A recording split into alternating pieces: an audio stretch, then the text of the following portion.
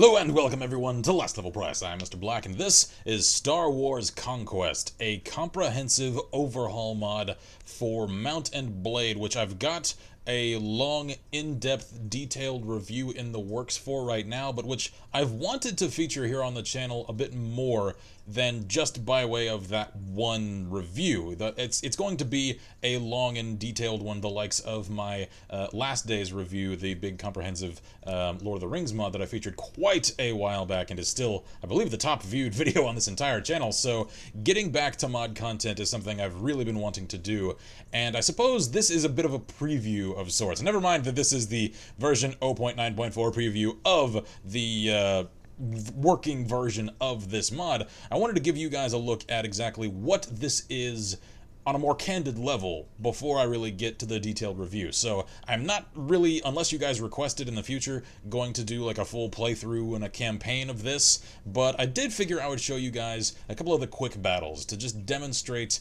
the scope and brilliant execution of this mod. So what looks like it will be most interesting? We'll do a Tusken Raider, attack on Yavin 4, assault on the Imperial Starship, or a custom battle. I think we'll just start off killing Tusken Raiders first. That sounds magnificent. Alright then. Oh. Alright. It's been a long time since I did any of these quick battles, and some of them I've never done before. So, we're just a lot of farmers against an army of Tuskens. Great. That's fantastic. I forget. Is there a means of... Yes, there we go. Can utilize my scope. Oh no. So many. So many of them. Alright, well. As you can see, obviously this is making use of a lot of new subsystems that were most certainly not present in the original game. It's making very clever use of some of the bow mechanics to actually implement firearms, or like, can you call blaster rifles firearms? I guess, well, you know, projectile weaponry that are not crossbows or bows.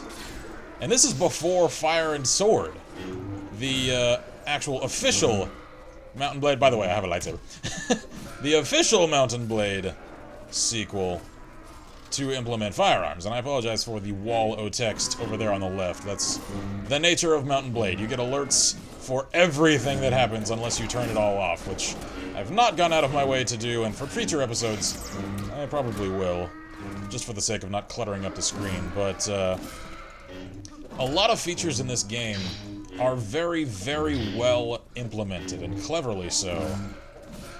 Plus, obviously, the visual and sound design are completely overhauled from the base game.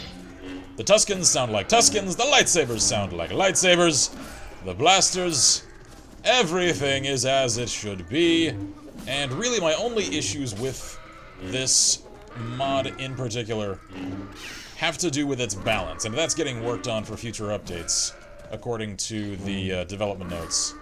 So if you have not checked this out, I would recommend it very, very nearly to the same degree as I would the last days of the Third Age, or the Third Era, whatever. Which is to say, it may very well be worth it, especially to the diehard Star Wars fans amongst you out there, to buy Mount and Blade for the sheer purposes of playing this mod. It is that damn good. I said it about last days, and I will say it about this as well. Certain mods take good games and turn them into amazing experiences.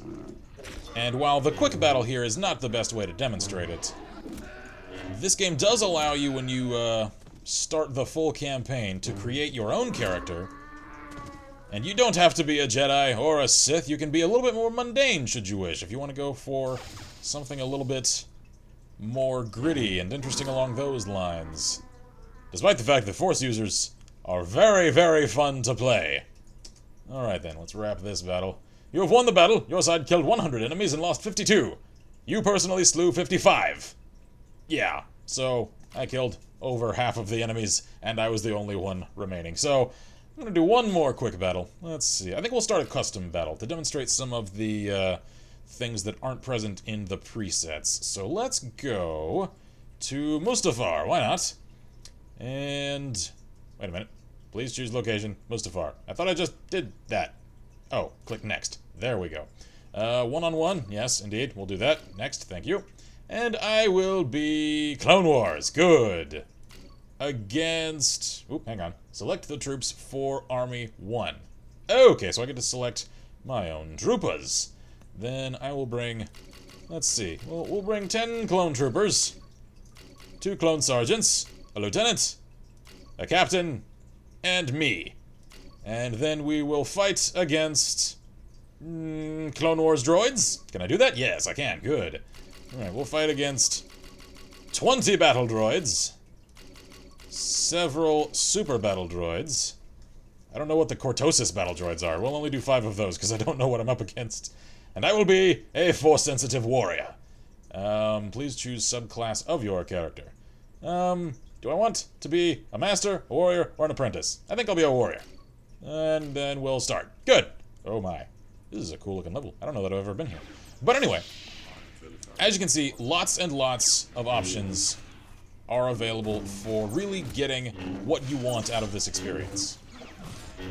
And it's absolutely impressive. This has been in development for several years now, and it shows. If any of you out there, like me, have been disappointed by the dearth of good Star Wars RPGs lately, and the fact that none seem to want to even tap what Knights of the Old Republic did a little bit, insofar as allowing you to create your own character and, to therefore tell your own story. I mean, the Old Republic, the MMO, does to a small degree, but it's a very small degree, seeing as those stories, however written they are by BioWare, as I understand it. I've never played it, but have read several reviews that lead me to believe that, like BioWare's usual stories, there is a fair amount of choice, and you can define your character there to a degree, but it is still a branching quest path. You don't really get to just do whatever you want to do. And this is Mount and Blade. You can do whatever you want to do, whether it's becoming the most powerful Force-sensitive warrior in the entire game world, or not being able to hop over a fence because I think there was a loading error here. Uh-oh. Alright then, well, we're just gonna Force Lightning these guys and hope I don't die. Or even just as with Base Mount and Blade, setting yourself up as a galactic merchant. And, ow! Getting shot in the face! Alright, clone dudes, this is all you. Never mind, not all you. All me. Well, that's, I think, going to wrap it for this episode. So to finish my thoughts, if you want to play any sort of character within the Star Wars universe, this is a mod you owe it to yourself to go and check out. I will jump really quick, just to illustrate the point that I'm trying to make here, into the character creation screen. Plenty of options. Humans, Twi'leks, Rhodians, Mon Calamari, It's a Trap, Trandoshans, Droids, Wookiees, Celestians, Gamorreans, Bothans, Geonosians, Jawas, and Tuskens. You can play a Jawa Jedi in this game. And that's what I consider this. I consider this to be a fully functional new game built upon the Mount and Blade engine. It feels like it's an insult to the efforts of this development team to call this just a mod. This is a game, the likes of The Last Days. So let's just make a, what should we make? Screw it, Jawa Jedi. That's what we're doing. My parents were Force-sensitive warriors, and I will join the Hutts because I'm a Jawa. So we'll start to navigate the galaxy. There we are. Allow me to quit without saving, thank you. And I'll just distribute points, make me a very smart Jawa with lots of Force knowledge. And power throw, and power strike, and my name will be Uteni! And give me lots of Force power points. There we are. Good. Done. And if you ever wondered what this game thinks Jawas look like beneath the hoods, well, quite hideous. Unfortunately, this does not have any sliders. Some of the races do, some do not. I believe Twi'leks do. You can face-gen them and morph them and mold them the way that you can humans. They have different skin tones as well. You can even play some of the other races, like Zabraks, I believe, by way of selecting human. Because it's comes across as, I believe, different hairs, which give you horns rather than actual hair, and different skin tones. So you can actually get that like Zabrak Darth Maul sort of tattoo pattern, as well as, I believe, the Chiss as well, the blue-skinned, red-eyed folks from the latter end of the timeline of the expanded universe. So jumping into the game, you are then free to roam about your merry way and explore the entire vast game world galaxy. Let's scroll out a bit to demonstrate for you all the scope of this map.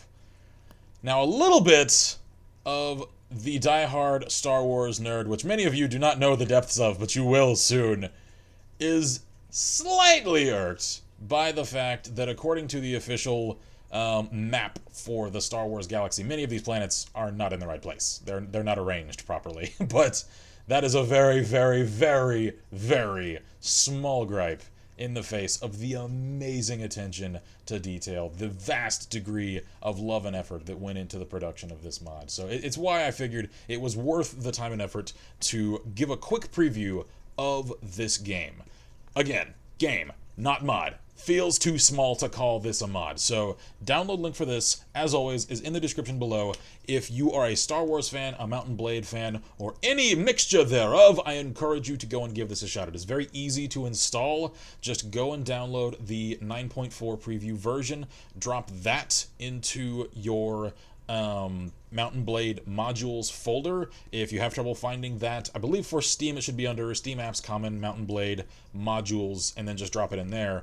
And I'm not sure where it would be if you have a hard copy of the game in terms of installation. I would assume something along the lines of Program Files, Taleworlds, Mount & Blade, something like that, and then find the modules folder, drop it in, boom, you're done. Go to the Mount & Blade launcher, click the arrow, go from native to SWC 9.4, bam, you're in. Game, set, match, have fun. Go do it right now. You owe it to yourself. So, I'm Mr. Black here at Last Level Press. This is Star Wars Conquest, an overall awesome mod for Mount & Blade. As always, I wish you all good gaming and Godspeed.